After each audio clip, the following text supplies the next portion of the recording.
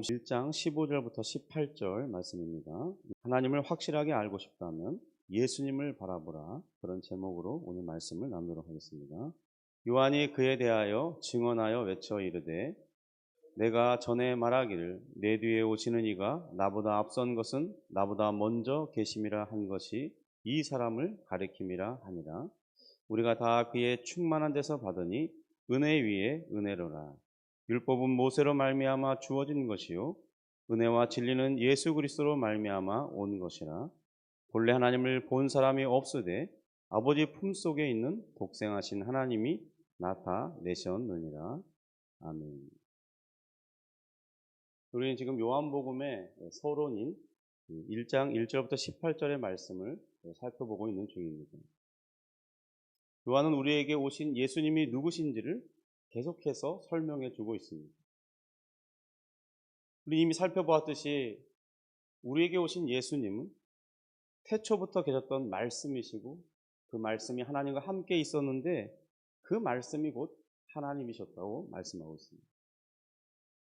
또한 모든 만물은 그로 의해서 창조되었고 결국 그 예수님은 창조주 하나님이셨고 구약의 표현을 빌리자면 여호와 하나님이시라는 것을 알게 됩니다. 그는 생명이시고 생명의 근원이십니다. 이것이 사람들에게는 빛이었던 것이죠. 그는 세상에 오는 참 빛이셨는데 그가 오신 방법은 다른 것이 아니라 바로 우리와 같은 육신을 입고 이 땅에 오셔서 우리 가운데 장막을 치듯이 함께 거하시는 방법이었다는 겁니다. 사도 요한은 다시 이제 우리에게 묻고 있는 것 같습니다. 우리 가운데 오신 이 하나님은 과연 너희들에게는 어떤 분이십니까? 여러분이 만난 예수님은 과연 어떤 분이십니까? 각 시대마다 사람들은 하나님에 대해서 질문을 던졌습니다. 하나님이 정말 계실까? 신은 존재하나? 계신다면 그분은 어떤 분이십니까? 선한 신분인가? 악한 신인가? 왜냐하면 그들은 이 세상에 나타나는 현상으로 인해서 늘 질문을 하지 않을 수 없기 때문입니다. 선하신 하나님께서 어떻게 악을 이렇게 방관하실 수 있는가? 하나님이 선하시다면 어떻게 이 세상은 악이 이렇게 팽배하고 정말 사람을 공포에 질릴 만큼 무섭게 사람을 짓누르는 거예요. 그래서 하나님에 대해서 많은 질문을 던진 것입니다. 그리고 또한 하나님께서 나를 사랑하시는 거예요. 하나님께서 꼭 이런 방법으로 세상을 다스리시면서 운행하셔야만 합니까?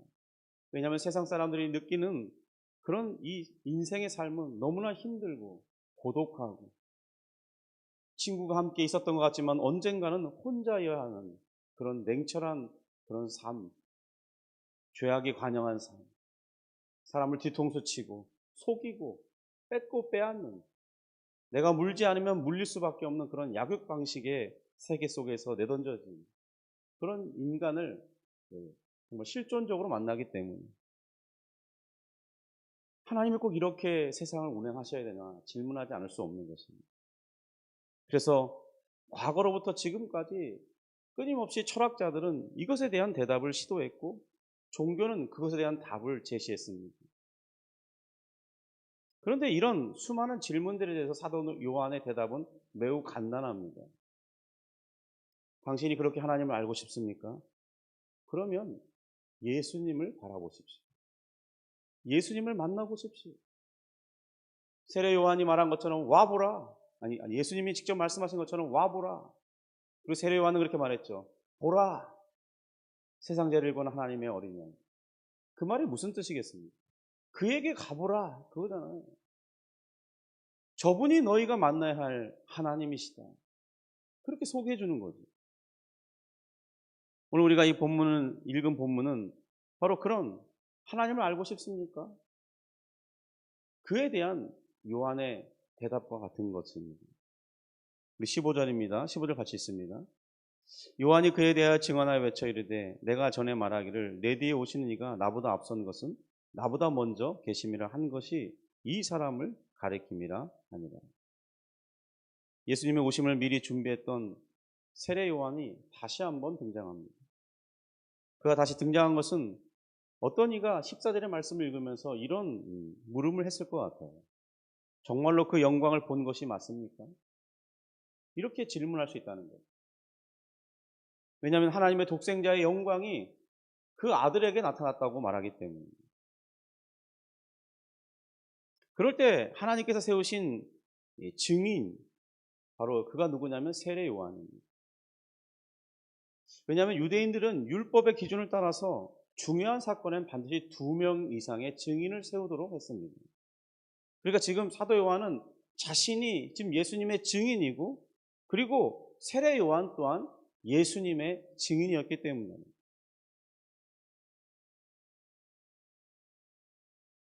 세례 요한의 증거를 보면 자신의 생각을 말하는 것이 아니었습니다. 그는 하나님께 받은 것을 증언하고 선포했던 사람입니다. 그래서 14절, 15절에 보면 이렇게 되죠. 내 뒤에 오시는 이가 나보다 앞선 것은 나보다 먼저 계십니다. 여러분, 육신적 출생의 순서를 본다면 세례 요한이 예수님보다 먼저 태어났습니다. 비록 뭐 1년 정도 이상은 아니고 한 6개월 정도 앞섰지만은 어쨌든 6개월 형님입니다. 그러나 우리는 이미 복음을 접했기 때문에 그것이 사실이 아니라는 것을 알죠. 왜냐하면 예수님은 정말 세례 요한이 고백했던 것처럼 그는 나보다 먼저 계신 하나님이셨기 때문에, 그가 단지 이 땅에 이 시간에 오신 것은 하나님의 정하신 때에 하나님이 정하시는 방법으로 우리를 구원하시고자 이 땅에 보내셨기 때문에, 우리가 볼 때는 나이가 이렇게 연수를 카운트해 볼 수 있는 그런 방식으로 육신을 입고 오셨지만은, 그분은 사실은 세상이 있기 전부터 오직 하나님만 계실 때 계셨던 그 하나님이시라는 것입니다. 그래서 그는 먼저 계신 자이죠. 그러니까 우리는 복음을 이미 접했기 때문에 그 사실을 알고 있습니다. 요한은 지금 세례 요한과 자신의 증언을 통해 이렇게 예수님을 또다시 증거하고 있는 것입니다. 16절입니다. 같이 읽습니다. 우리가 다 그의 충만한 데서 받으니 은혜 위에 은혜로라. 그럼 충만이 무엇이겠습니까? 여러분, 많은 해석들이 있겠지만 차고 넘치는, 부족함이 없는 그런 상태라고 우리가 간단하게 이해해 볼 수 있을 것입니다. 여러분, 우리는 늘 고갈을 경험하죠. 이 컵에 물을 가득 채운다고 해서 이 차고 넘침이 유지될 수 있습니까? 물은 자연적으로 증발하고, 또 제가 이렇게 마시면 물은 고갈되죠. 우리 인생은 늘 그렇습니다. 내 지갑이 두둑했던 것 같더라도 순식간에 빠져나가면 가벼워지죠. 그래서 우리는 늘 차고 넘치는 상태가 무엇인지를 잘 알지 못합니다. 여러분, 그러나 예수님을 만나죠. 우리 마음에 설명할 수 없는 기쁨이 충만해지는 것을 알 수 있습니다. 그것은 고갈되는 것이 아닙니다. 저는 여러분들이 그러한 정말 충만함을 맛보기 원합니다. 예수님을 만나면 여러분도 여러분의 심령이 충만해짐을 알게 될 것입니다. 소망이 충만해집니다. 믿음이 충만해집니다. 인생을 살아갈 힘과 능력이 충만해집니다. 어디서 나오는 이 담대함인지 모르겠지만 인생을 살아갈 힘이 생깁니다. 세상을 이 부정적으로만 보지 않습니다. 세상에 악이 없다는 것이 아니라, 세상에 많은 이들이 악한 길을 가지 않는다는 것이 아니라 예수님 때문에 이 세상이 소망이 있는 거죠. 주님이 재림하실 때 이 세상은 완전히 새롭게 될 것입니다. 그리고 펼쳐질 그 세상은 우리가 상상을 초월하는 그런 놀라운 세상이 될 것이죠. 우리는 예수님 안에서 모든 것을 새롭게 보는 것입니다. 예수님 안에 생명이 있기 때문입니다. 예수님이 생명이시기 때문입니다. 예수님이 진리이시고 예수님이 은혜이시죠. 그분은 이 은혜와 진리가 충만하신 하나님이십니다.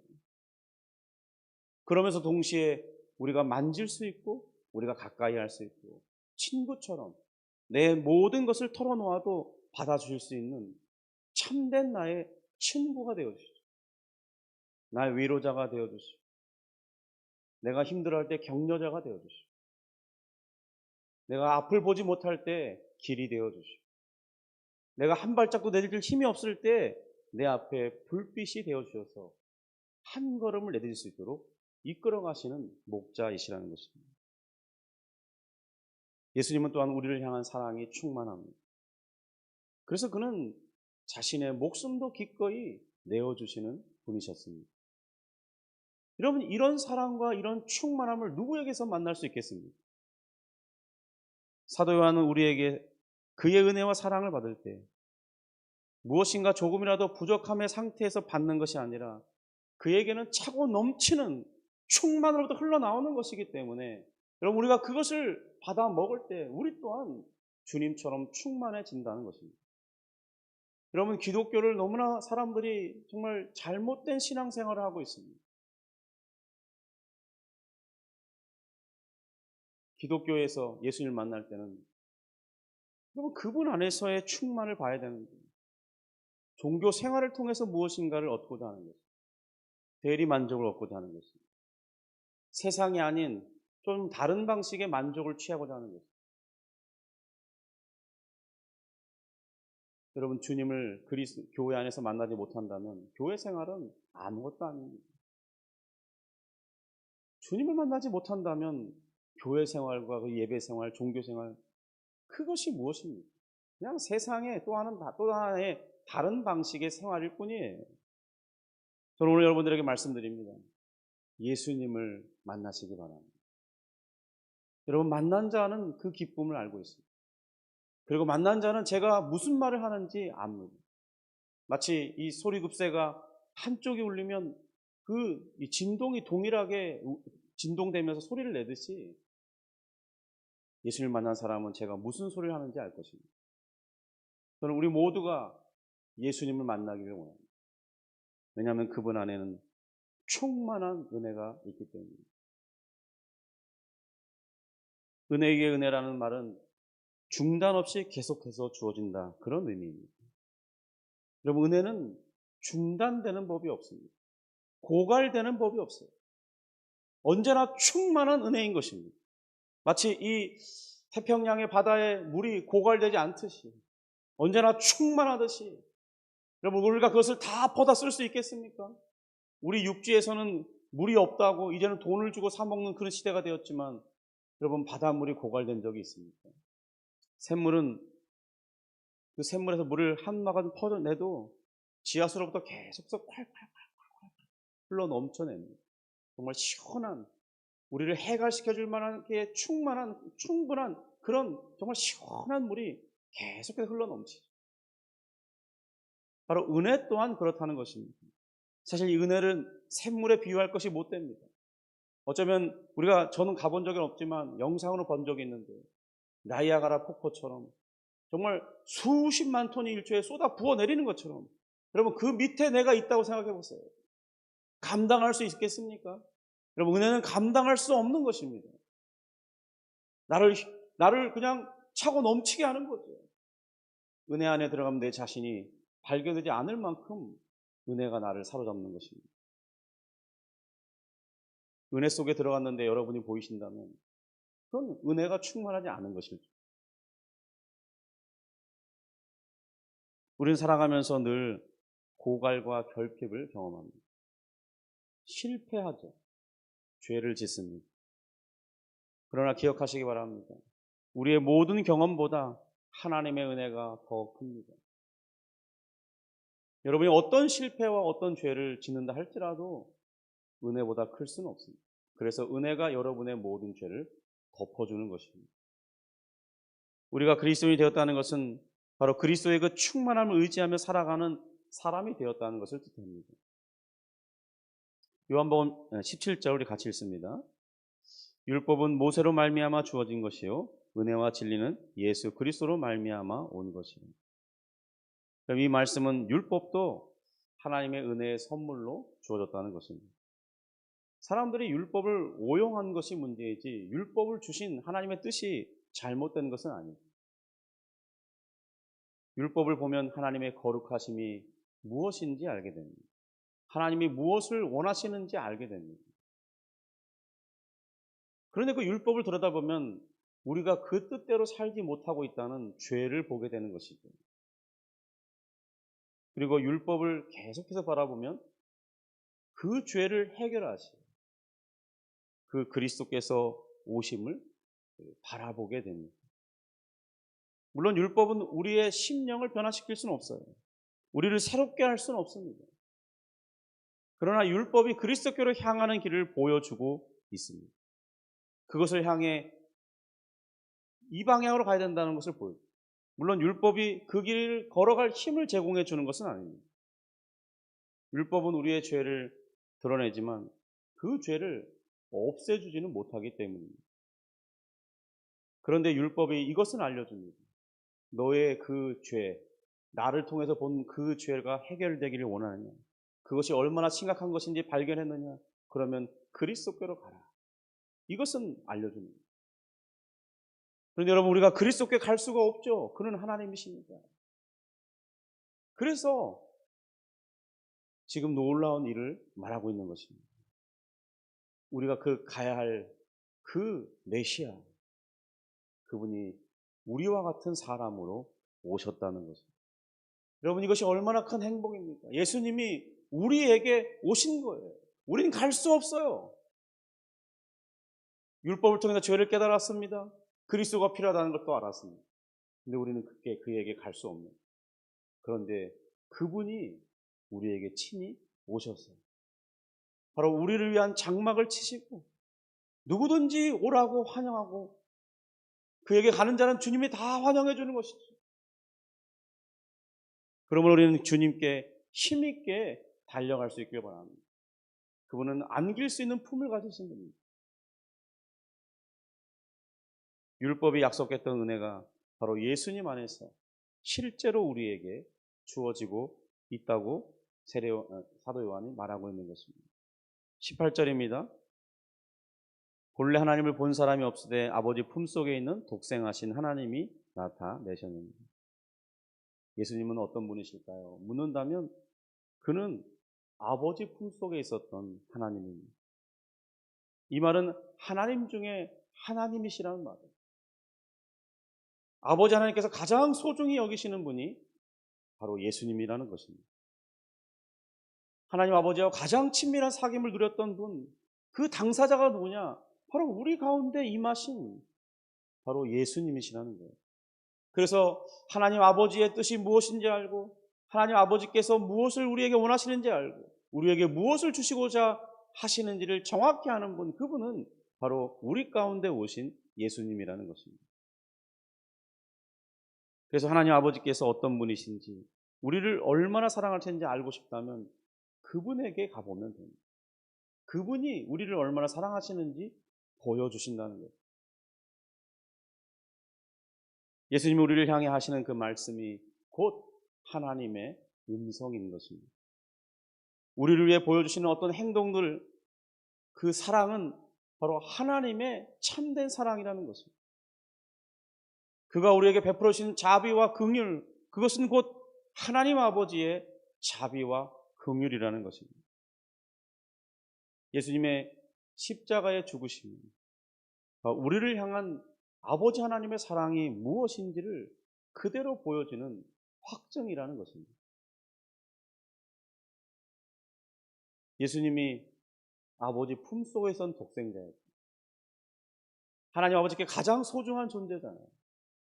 그런데 그 가장 소중한 존재를 죄인인, 심판받아 마땅할 이 죄인, 어떤 자격도 없는 죄인, 무엇도 말할 수 없고 어쨌든 영원히 심판받아야 할 그 죄인은 하나님이 어떻게 사랑하시는지 보여주셨는데 바로 자신에 있는 가장 소중한 존재,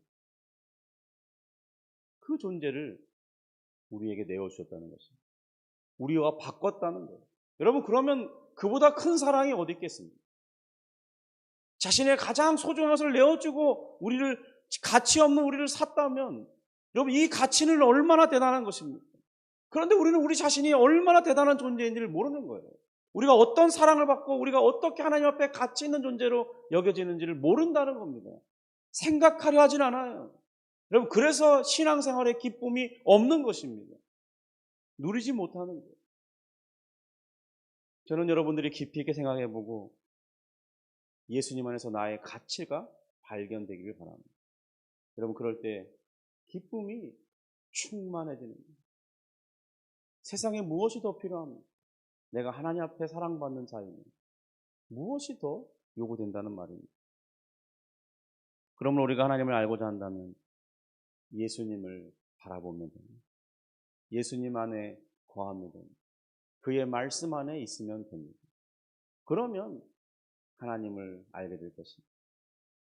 아버지, 부를 때 아버지께서 어떤 모습으로 내게 오실지를 알 수 있습니다. 잃어버린 탕자를 향해 신발도 신지 않고 뛰쳐나오시고 그리고 우리 그 잃어버린 아들을 품에 안으면서 그 더러운 옷이 무엇이 문제입니까? 바로 그 잃어버린 아버지, 이 아들을 향해 뛰쳐나오는 그 아버지가 바로 우리 하나님 아버지십니다. 세례요한은 우리에게 예수님을 보라고 했습니다. 정말 그의 말대로 우리가 예수님을 본다면 그분에게 흘러넘치는 충만한 은혜를 보게 될 것입니다. 그는 보이지 않는 하나님을 보여주는 참되신 하나님이십니다. 이제 요한복음의 서론을 거의 살펴보았습니다. 내일 이 독생자라는 단어가 매우 중요한데요. 그 부분에 대해서 좀 교리적으로 살펴본 시간을 가진 후에 이제 본격적으로 요한복음의 그 모든 내용들을 하나씩 살펴볼 것입니다. 성도 여러분, 요한복음을 살펴보면서 요한복음 안에 있는 보여지는 예수님을 만날 수 있기를 바랍니다. 우리가 이미 알죠. 그러나 다시 한번 예수님을 만날 수 있기 바랍니다. 우리는 이 여정 속에서 이미 우리에게 영생이 시작되고 있었음을 알게 될 것입니다. 그리고 예수님이 우리에게 원하시는 것은 이 시작된 영생 안에 더 풍성한 삶을 살 수 있다는 것을 보게 될 것입니다. 배우게 될 것입니다. 그러므로 더 풍성한 삶이 무엇인지 우리가 알아내고 그것이 이전에는 없었던 이미 있었지만 너무나 약했던 그런 풍성함이 이제는 차고 넘치는 정말 내 삶의 실제가 되는 그런 복된 삶으로 변화될 수 있기를 주님의 이름으로 축복합니다. 기도하겠습니다. 하나님 아버지 감사합니다. 우리에게 예수님을 알려주시니 감사합니다. 우리는 비록 예수님을 직접 보지는 못했고 그분의 손을 만져보지 않았고 그분의 음성을 직접 들어보지는 못했습니다. 그러나 그의 증인들을 통해서 그들이 본 예수님이 어떤 분이신지 그들이 들은 음성은 무엇인지 그들을 어떻게 사랑하셨는지 증인들이 힘있게 보여주었습니다. 우리는 그 증인들의 기록된 말씀을 통해서 주의 성령의 역사를 말미암아 주님의 음성을 알아들을 수 있게 되었고 우리도 새롭게 변화되어서 이제 주님을 따르는 자로 주님을 사랑하는 자로 살아가고 있게 하심을 감사합니다. 우린 주님 안에 있는 그 영생을 받은 자로서 이 땅을 살게 하시니 감사합니다. 또한 주님께서 말씀하신 것처럼 우리가 주님 안에 거하면 포도가지가 많은 열매를 맺는 것처럼 풍성함을 경험할 것, 기쁨이 충만함을 알게 될 것이라고 하셨사온데 주여 그것이 우리의 삶의 실제가 되게 하여 주옵소서. 예수님의 이름으로 기도합니다. 아멘.